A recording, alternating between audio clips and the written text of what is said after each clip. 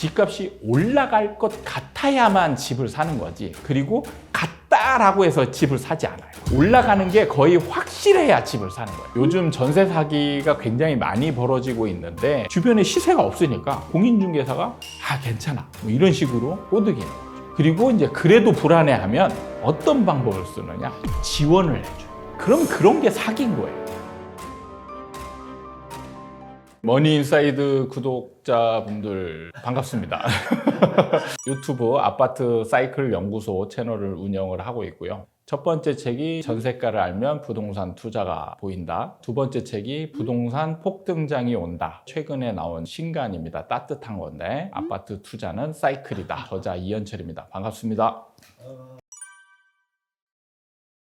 방향은 예측대로 흘러가고 있는 중입니다. 그런데 이제 속도는 제가 생각한 것보다 빠르다. 많이 빠르다. 이렇게 생각을 하고요. 하락 추세로 넘어간다라는 부분에 대해서는 아마 이제 재작년 말부터 이제 얘기를 했으니까 작년쯤부터는 이제 하락으로 넘어가는 정체기라고 얘기를 했었는데 이미 이제 하락장으로 좀 빠르게 진입을 한 것 같아요. 차이는 뭐냐면 금리가 급격하게 인상되는 부분이 작용을 했던 것 같습니다. 제가 하락으로 넘어가는 정책이라고 예상을 했을 때는 금리에 대한 요인은 거의 고려하지 않은 그런 상황이었고, 그러니까 금리가 인상이 안 되더라도 하락으로 넘어가는 거예요, 무조건. 그런데 이제 금리가 인상이 급격하게 진행이 되면서 하락 속도를 좀 빠르게 하고 있는 중이 아닌가 이렇게 진단을 하고 있습니다. 금리에 대해서는 혹시 최근에 금리는 부동산의 영향이 많습니다. 많은데 착각하는 부분이 이거예요. 많으면 절대적이다 이렇게 생각하시는 건데 이렇진 않아요.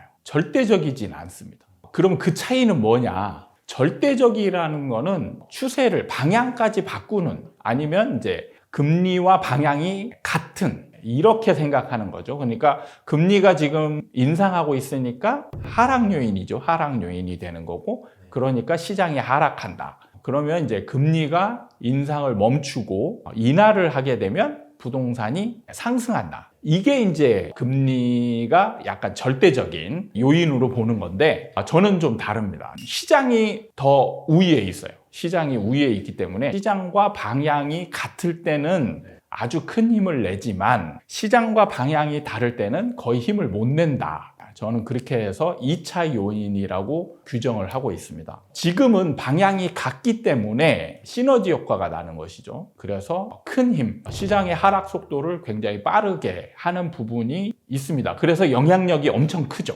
근데 앞으로 이제 금리 인상이 멈추는 시점이 반드시 올 겁니다. 그것 때문에 시장이 상승으로 가느냐, 이 부분은 저는 그렇게 보지 않는 거죠. 시장은 계속 하락할 겁니다. 아마 금리 인상을 절대적인 부분으로 보는 전문가와 제가 좀 다른 견해는 바로 이 부분에서 이제 방향이 같을 때 지금은 금리의 영향은 거의 똑같이 보는 거죠. 그런데 이제 금리 인상이 멈추거나 하락하는 인하가 되는 부분에 있어서 시장이 어떻게 될 것이냐라는 부분을 예측할 때는 저와 분명히 이제 다른 견해가 생길 겁니다. 멈출 때부터 오를 수도 있다라는 그렇죠. 지금 이미 이제 그렇게 얘기하고 계신 분들이 많죠. 구체적으로 제가 누군지 언급을 안 해도 여러분들이 아마 전문가들 채널을 보시면 충분히 보실 수 있을 겁니다. 금리가 거의 절대적인 것처럼 얘기하시는 분들이 꽤 많고 구독자분들도 아마 그렇게 믿는 분들이 정말 많을 거예요.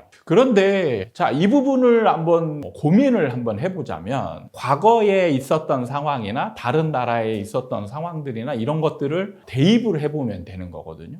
그런 부분을 따져봤을 때 제가 일본 예를 좀 많이 드는데 일본은 거의 지금 최근까지는 제로 금리였어요. 그러면 금리가 절대적이라면 일본은 오히려 집값이 폭등을 해야 되는 게 아닌가. 근데 일본의 집값은 안 올랐거든요. 우리나라로 대입을 해봤을 때도 2004년 정도가 이제 금리가 오르는 시기였거든요. 그러면 금리가 올라가면 시장은 떨어져야 되는 거죠. 근데 폭등을 했어요. 2004년부터 2006년까지 폭등하던 시기입니다. 그러니까 일치하지 않죠. 2008년부터 2012년, 13년까지 이제 부동산이 하락하거든요. 근데 그때 금리가 또 급격하게 하락하던 시기예요. 그러니까 금리와 방향이 다른 거죠. 금리가 절대적이라면 부동산 시장하고 금리는 계속 같은 방향이어야 맞는 거거든요. 어느 순간에 다른 방향이 생기면 그 부분에 있어서 절대적인 영향이 아니다라는 증명하는 게 아닌가. 그리고 이런 거를 단순히 이제 그랬으니까로 가면 안 되는 거고요. 원인을 좀 알면 좋은데, 금리가 이제 우리가 집값에 영향을 많이 준다라고 하는 부분은 집을 살 때 금리가 높아지면 부담이 커지니까 집을 안 살 것이다. 그리고 금리가 줄어들면, 금리가 인하되면 집을 사는데 부담이 적어지니까 집을 많이 살 것이다. 이렇게 생각하는 것이죠. 그런데 잘 보면 금리가 줄어든다라고 해서 부담이 없어지냐? 그건 아니거든요. 만약에 올해 금리가 인상을 멈췄어요. 그러면 부담이 없어지는 게 아니죠. 그리고 저금리도 아닙니다. 고금리 상황이에요.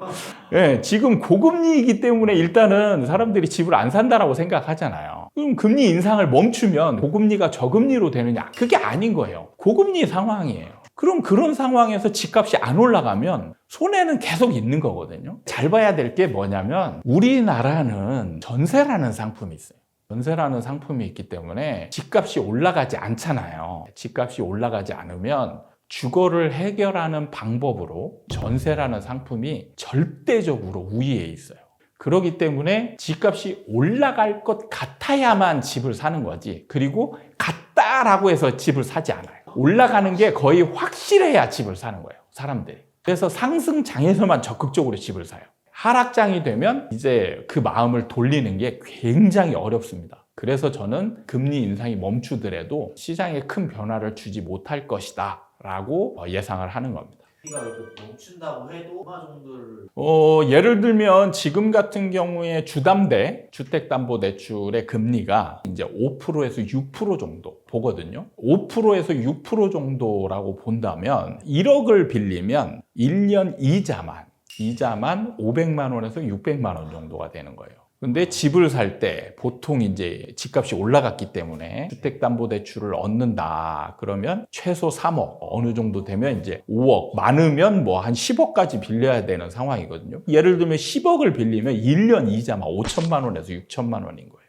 무조건 그 금액을 손해보고 가는 거예요. 그런데 이게 안 오르면 집을 가지고 있는 동안에 계속 이 이자를 내야 되는 거죠. 그럼 손해만 보잖아요. 근데 이거를 전세로 가게 되면 이 금액이 안 나가도 된단 말이에요. 그러니까 집값이 안 올라갈 것 같으면 금리가 인상을 멈추더라도 집을 살 필요가 없어지는 거죠. 그렇게 내는 사람들이 실제로 많이 있나요? 주택담보대출을 안 받는 사람은 거의 없어요. 현금을 주고 사는 사람들은 거의 없습니다. 왜냐하면 지금 우리나라 집값 수준이 우리나라의 소득 수준으로 비교했을 때 16인가 17 정도 됩니다. 그러니까 16년에서 17년을 쓰지 않고 거의 모아야 집을 살 수 있는 소득 수준인 거예요. 그러니까 자기 소득 수준만, 자산만 가지고 집을 살 수 있는 사람이 상위 몇 프로밖에 안 된다라는 거죠. 그렇기 때문에 대부분은 집을 살 때 무조건 거의 대출을 끼워야만 되는 그런 집값 수준에 이르는 겁니다. 대출에 자유로울 수는 없어요. 어쨌든 금리가 내려서 2%, 3%가 되더라도 어쨌든 집값이 안 올라가면 대출에 대한 이자 부담이 생기거든요. 그러니까 부담이 없는 임대, 전세로 가는 게 훨씬 더 유리한 게 되는 겁니다. 요즘 보면 서울의 거래량을 보면 1000건을 못 넘고 있어요. 월 평균 거래량이. 그런데 이게 어느 정도 수치냐? 서울의 연평균 거래량은 약 5,000건 정도 됩니다. 평균치가 5,000건 정도 되고, 많을 때 2020년, 21년대에 월 평균 거래량이 15,000건 정도 됐었어요. 근데 지금 월 평균 거래량이 어느 정도냐면 500에서 600건 정도 됩니다. 그러니까 월 평균 거래량의 10분의 1 정도로 줄어들었어요, 거래량이. 그게 뭐냐면 가장 근본적인 원인이 집을 사려고 하는 사람들이 없다라는 거예요. 이제 숫자도 중요하지만 저는 숫자보다도 더 중요한 개념이 부동산에 있어서는 적극성이거든요. 특히나 이제 지금 같은 경우는 매수자 우위의 시장으로 넘어갔거든요. 그러니까 하락장에서는 매수자 우위의 시장이 돼요. 그러니까 매수자가 적극성을 현저하게 떨어뜨린다는 거죠. 우위라는 건 뭐냐면 수적인 개념보다는 약간 질적인 개념이 들어가는 거예요. 우위. 매수자들은 적극성을 현저히 낮추고 사고 싶더라도 어떻게 하냐면 밑에서 기다리는 거예요. 급매물의 가격을 정해놓고 자기가 사고 싶은 가격을 정해놓고 그 가격대가 올 때까지 기다리는 거예요. 그게 이제 적극성입니다. 적극성이 제로에 가깝다는 건 뭐냐면 쫓아가느냐 아니면 기다리느냐 이 차이인 거예요. 매수자들은 지금 기다리고 있어요. 근데 반대로 상승장에서는 기다릴 수가 없어요. 기다리면 올라가거든. 기다리면 올라가니까 기다릴 수가 없어요. 그래서 적극성이 거의 1000%에 가깝다. 이런 표현을 했어요. 그러니까 적극적으로 쫓아가서 막 사는 거예요. 그러면 이게 어떻게 되느냐? 수의 개념을 뛰어넘게 돼요. 극단적인 표현으로 수요자가 2명이고 매도자가 10명. 그러면 어떻게 됩니까? 쌍값의 거래가 되는 거죠. 그렇다라고 생각을 하잖아요. 그렇지 않아요. 부동산 시장은 이게 시장 상황에 따라서 달라지는데 폭등이 일어날 수도 있어요. 반대로. 그러니까 지금 우리는 수량적인 개념으로 따졌을 때 수요자가 2명이고 매도자가 10명이면 공급이 훨씬 많기 때문에 가격이 떨어질 거라고 이렇게 예상을 하는 게 일반적인 경제학의 이론입니다. 그런데 부동산에서는 폭등이 일어날 수도 있어요. 이게 바로 적극성의 차이인 거예요. 매수자의 적극성이 1000%에 가깝고 매도자의 적극성이 0에 가까우면 폭등이 일어납니다. 그러니까 어떤 상황이냐? 예를 들면 실거래가는 10억이에요. 10억인데 매도자 10명이 다 15억의 매물을 내놔요. 적극성이 0에 가까우니까 내리지랑 경쟁을 서로 하지 않는 거예요. 올라갈 게 확실하다 생각하면 이런 상황이 벌어집니다. 상승장에서 이런 상황이 벌어졌어요. 폭등장에서 매도자들의 매물이 아예 없는 게 아닙니다. 매도자 매물이 많이 나와 있어요. 그런데 호가를 다 똑같이 굉장히 높게 올려놓습니다. 그리고 그 밑으로 나오는 매물 자체가 없어요. 그러면 매수자들은 별로 없는데 2명이 돌아다니는데 적극성이 굉장히 강해요. 불안해요. 아, 상승할 것 같아. 그러니까 그걸 참지 못하고 15억에 나온 매물을 한 사람이 딱 사는 거예요. 그러면 어떻게 되죠? 실거래가 10억에서 15억 실거래가가 찍히는 거잖아요. 폭등이 생기는 거예요. 이런 상황이 제가 억지로 가정을 한 게 아니고 실제로 상승장, 폭등장에서 일어났습니다. 그러니까 우리는 지금 경제학 이론을 도입을 해서 지금 분석을 하는데 굉장히 잘못된 분석을 하고 있는 거예요. 부동산 시장에서는 수량 개념보다 적극성의 개념이 훨씬 더 중요해요. 그래서 하락장이 되잖아요. 반대가 상황이 돼요. 매수자의 적극성은 0에 가깝게 되고 매도자의 적극성이 점점 늘어나요. 그래서 거래량이 늘더라도 거래량이 지금처럼 막 500건, 600건 이런 게 아니고 이제 1000건을 넘어서 2000건, 3000건 늘어나더라도 상승이 일어나지 않을 수 있어요. 왜냐하면 매도자의 적극성이 높아져서 싼 가격에 내놓는 매물을 많이 내놓게 되면 매수자들은 제가 없는 게 아니라고 했어요. 밑에서 기다린다고 했어요. 밑에서. 그러면 기다리는 가격에 매칭이 많이 될 거 아니에요. 거래량은 늘 수 있죠. 그런데 상승하지 않습니다. 하락이 멈추진 않을까요? 하락이 멈추지 않는 게 그 순간에는 멈출 수 있죠. 그러면 이제 매수자들이 원하는 가격대를 또 내리게 돼요.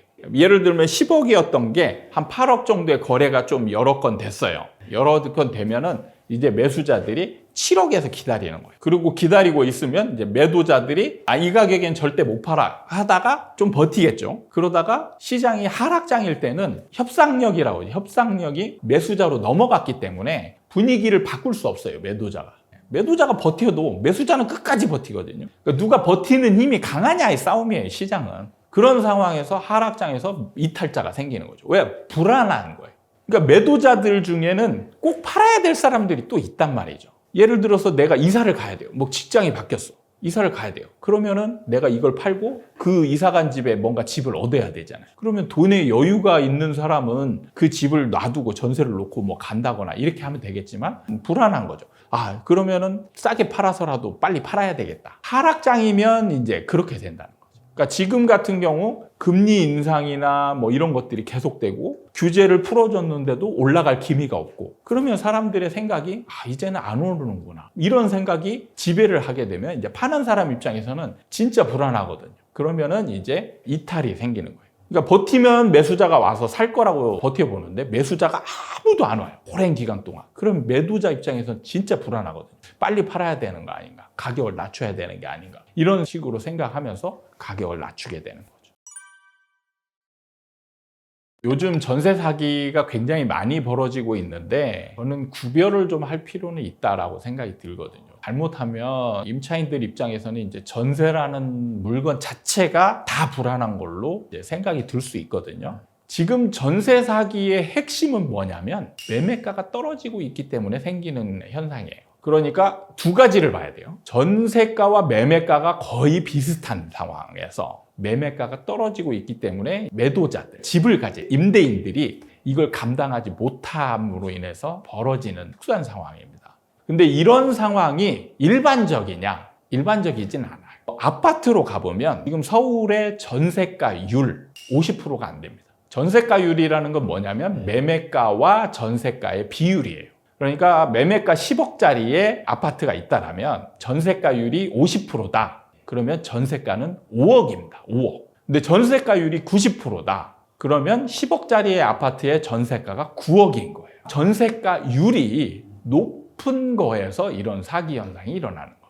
그래서 지금 전세 사기에 어떤 물건에 집중되어 있느냐? 바로 빌라. 그리고 그 빌라 중에서도 신축 빌라에 집중되어 있습니다. 그래서 우리가 이 사건의 핵심을 알고 있어야 이거를 대비하고 피해갈 수 있고, 그 다음에 구체적이지 않은 추상적인 불안감에 의해서 내가 누릴 수 있는 거를 못 누리는 경우들이 생기는 거예요. 그러니까 지금 전세 사기 사건 때문에 이제 전세가 불안하다, 이렇게 막연하게만 생각하면 아파트에 싼 전세를 들어갈 수 있음에도 불구하고 그거를 내가 애써 부인하면서 그런 물건들을 포기하면서 월세로 가거나 아니면 매매로 가서 하락하면서 내가 자산 손실을 당할 수도 있다는 거죠. 전세는 우리나라에서는 임대차 보호법이라는 여러 가지 제도 보완이 이루어졌기 때문에 원칙적으로 안전한 상품이에요. 그런데 이제 특수한 물건에 한해서 지금 이런 사기 현상이 일어나고 있기 때문에 이런 부분만 조심하면 내 임대료, 보증금은 안전하다, 이렇게 알고 계시면 되는 거예요. 그래서 그러면 전세 사기를 안 당하려면 일단 제일 조심해야 될 게 뭐냐면 전세가율이 굉장히 높은, 그러니까 매매가에 근접한 그런 물건들은 지금 같은 경우에는 이제 전세로 들어가는 걸 피해야 되는 거예요. 그러면 전세가율이 다 높은 게 아니야. 절대 그렇지 않은 게 바로 재작년까지는 이제 폭등장이었잖아요. 폭등장이 되면 전세가 올라가는 속도보다 매매가 올라가는 속도가 워낙 빠르기 때문에 전세가율이 무조건 벌어지게 돼 있어요. 그래서 굉장히 매매가와 전세가 갭이 굉장히 벌어져 있습니다. 그래서 심지어 그 전세가율이 낮은 거는 20%, 30%대까지도 있어요. 이런 거를 전세를 들어가면 진짜 엄청 좋은 거예요. 10억짜리 집이라는 거는 사실 진짜 어떻게 보면 여러분 입장에서 진짜 좋고 위치도 좋고 뭐 집도 좋은 집이잖아요. 그런데 이런 집을 2억이나 3억에 들어가는 거라는 거죠. 이런 건 위험할 게 하나도 없습니다. 위험할 게 없어요. 그러니까 이런 집을 찾아서 들어가는 거는, 전세가율이 낮은 걸 들어가는 거는 문제가 없는 거예요. 오히려 이런 집은 적극적으로 찾아서 들어가면 오랫동안 싼 가격에, 그러니까 주거비가 거의 안 들어가는 상황이 되는 거죠. 네, 이런 물건들은 아마 입주하는 새 아파트 이런 쪽에 이제 몰려 있고, 전세가율이 높다라는 건 뭐냐면 안 오르는 물건이라는 거예요. 전세가율이 높다라는 건 뭐냐면 그 매매 가격도 잘 안 오르고 전세가도 안 움직이고 있었기 때문에 그 가격이 비슷하게 유지가 되는 겁니다. 그러니까 인기가 없는 주택이라는 거예요. 그래서 그 물건이 뭐냐? 빌라 같은 거죠. 그래서 빌라 같은 물건을 제가 아주 오래전에 개인 유튜브 초기에 상승장이 어느 정도 진행이 되면 이때부터 빌라를 사면 안 된다라는 영상을 제가 찍은 적이 있어요. 왜냐하면 이런 물건은 안 올라가거든요. 여기에서 이제 문제가 생기는 겁니다. 안 오르는 물건인데 그러면 전세가가 굉장히 높겠죠. 매매가와 근접한 거예요. 그런 상황에서 매매가가 이제 떨어지기 시작하면 내가 들어간 전세가보다 매매가가 낮아질 수도 있는 거죠. 두 번째 문제는 이런 경우는 이제 진짜 사기를 당하는 건데, 어떤 유형이냐면 신축 빌라에서 표적으로 일어나는 현상입니다. 원래 있던 빌라나 뭐 단독주택 같은 걸 허물고 건축주가 빌라를 짓습니다. 짓고 나서 이제 팔려고 해요. 팔려면 이 사람은 마진을 얻어가야 되니까 좀 비싸게 팔아야 되겠죠. 비싸게 팔려고 했더니 안 팔리는 거예요. 안 오르는 물건이니까. 안 팔리니까 이제 어떤 방법을 쓰냐? 전세를 높게 맞추는 거예요. 예를 들어서 팔려고 했던 매매 가격이 2억이다. 2억이면 전세를 어느 정도에 맞추느냐? 2억이나 좀 많으면 2억 5천까지 전세를 맞추는 거예요. 그러면 여기서 의문이 들 수 있습니다. 매매 가격이 2억인데 어떻게 전세를 2억이나 2억 5천에 들어갈 수 있느냐? 이 부분이 이제 여러분들은 궁금하겠죠. 그런데 2억이라는 매매가는 여러분이 일단 모르는 상태예요. 모르니까. 정확히 알면 여러분은 안 들어가겠죠. 근데 모르니까. 주변 빌라가 있겠죠. 구축들 빌라. 근데 얘네들이 거래가 많지 않기 때문에 시세가 형성이 안 되어 있어요.